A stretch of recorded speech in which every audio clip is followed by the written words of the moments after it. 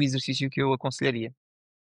Fixe. Porque uma coisa do que você falou aqui que me chamou, que eu falei, isso foi algo que pelo menos eu nunca tinha percebido isso e nunca tinha ouvido falar, que é a questão, você falou da coluna também, né?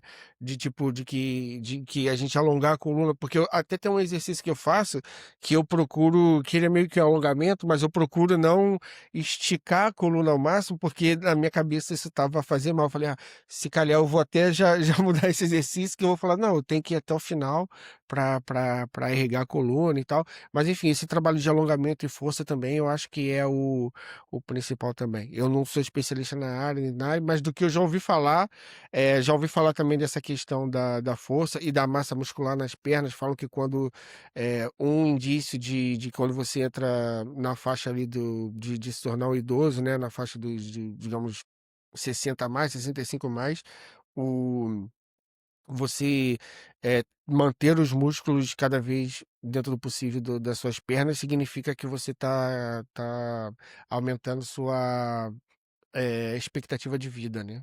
Pelo Sim, menos eu para acho que às essa vezes questão. a gente complica um bocadinho. Acho que nós complicamos, às vezes por uma questão de tentarmos ser as pessoas, e hoje em dia isso acontece muito nas redes sociais, aquela pessoa que vai contra a maré e que diz o que toda a gente não diz. eh, Hoje em dia, com a disseminação de informação que existe, é muito difícil nós estarmos a dizer algo que é completamente diferente do que toda a gente está a dizer, do meio científico, que seja verdade. Porquê? Porque toda a gente tem acesso aos mesmos estudos e toda a gente vai beber da mesma fonte. E, portanto, se eu encontro uma pessoa a dizer que a pior coisa que as pessoas podem fazer é correr, como eu já vi médicos a dizer, um médico, aliás, a dizer, não interessa se é médico, mas foi um médico que disse isso, porque estraga os joelhos. Quer dizer, a evidência científica mostra que a corrida tem um efeito protetor nos joelhos, desde que de forma moderada, de acordo com a capacidade que a pessoa tem. Mas é só ele pegar. Agora eu vou trazer também um dado baseado em estudos que eu tenho por conta própria. Não sou também especialista em nada disso. Mas até onde eu sei, a nossa espécime era uma espécime que a gente não era nômade, né? Então, assim, andar e correr foi algo que foi essencial desenvolver estrutura para isso, para nossa sobrevivência durante milhares de anos. Então, assim, dizer que correr faz mal, cravar isso, eu acho, sei lá. É, Eu costumo dizer que, principalmente na internet, né? Quem tem muita certeza geralmente tome cuidado, assim, porque se a pessoa tem muita certeza, às vezes você só está buscando um viés de confirmação, porque também tem o contrário, Miguel. Tem a pessoa, por exemplo, que vai falar uma coisa que é diferente da comunidade científica, só que aquilo vai de acordo com o que eu quero ouvir.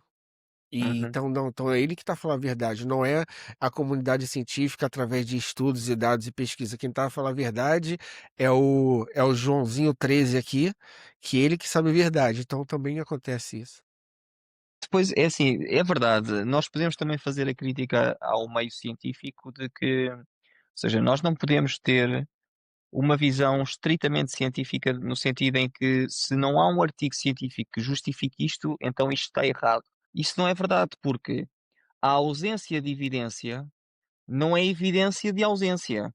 O facto de eu dizer não há provas que isto seja verdade, eu não estou a dizer que aquilo é mentira. Eu só estou a dizer que, com base no que eu sei hoje, aquilo eu não vou aplicar. Não é porque eu acho que aquilo está errado, não é porque eu acho que aquilo faça mal.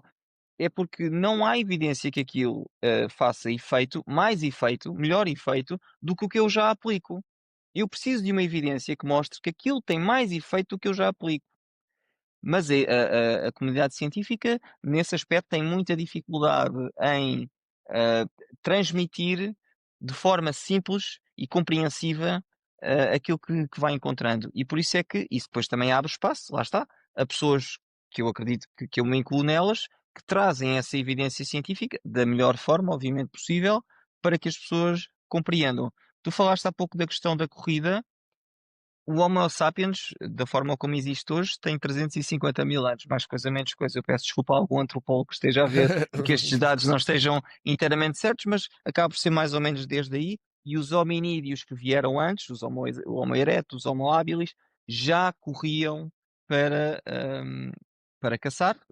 Éramos caçadores-recoletores até há muito pouco tempo, até há coisa de 11.000 anos, É a isso. altura em que se deu a Revolução Neolítica, ou seja, começámos a questão da agricultura e começámos a ficar mais, não tanto nómadas, não tanto caçadores-recoletores, e começámos a fazer outro tipo de. Ou seja, a sociedade começou-se a organizar de outra forma.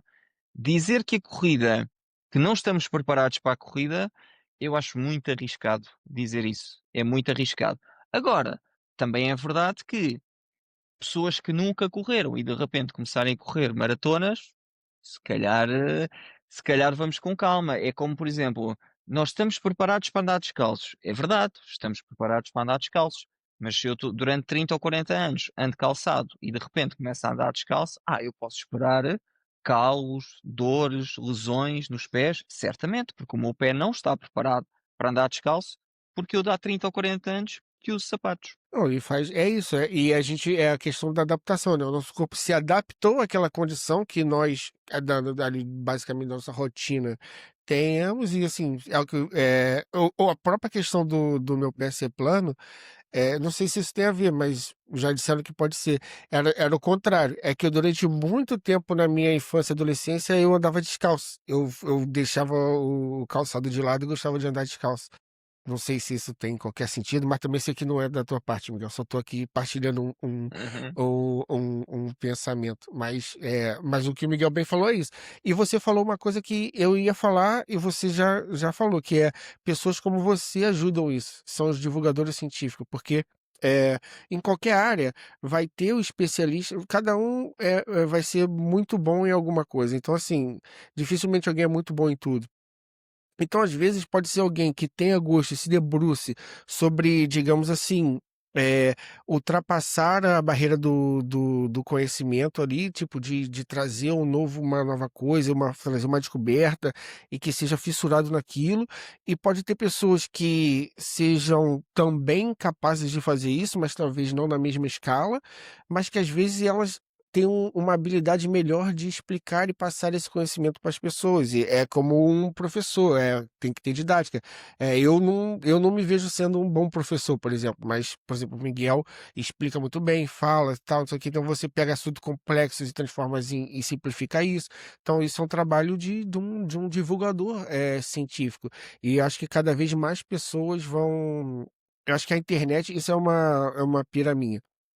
Eu acho que a internet vai fazer com que esse tipo de conhecimento, seja cada vez mais acessível a mais pessoas. Então ali, eu que estava preso ao conhecimento da minha sala de aula, acredito que o Miguel também, somos mais ou menos da mesma geração. A gente estava preso ao conhecimento da nossa sala de aula ali, geralmente. Agora eu não preciso só ouvir o meu professor, eu consigo ouvir o Miguel. E eu falo, pô, eu vou consumir aqui o Miguel também, porque ele explica de uma maneira mais fácil e aí você vai ter as pessoas vão poder se adaptar ao tipo de qual a maneira que elas gostam de receber a informação. Se é pegando um livro e ler um livro de 1.000 páginas, ou se é assistindo esse podcast, ou vendo Reels, ou qualquer outro tipo de coisa para também se alimentar ali, de certa forma, de um conhecimento. Não sei se faz sentido, mas eu tenho essa viagem assim para o futuro. Miguel, muito obrigado. Mais uma vez, obrigado pelo seu tempo, obrigado por ter participado. Espero que tenha gostado. Espero que a gente consiga falar novamente mais à frente.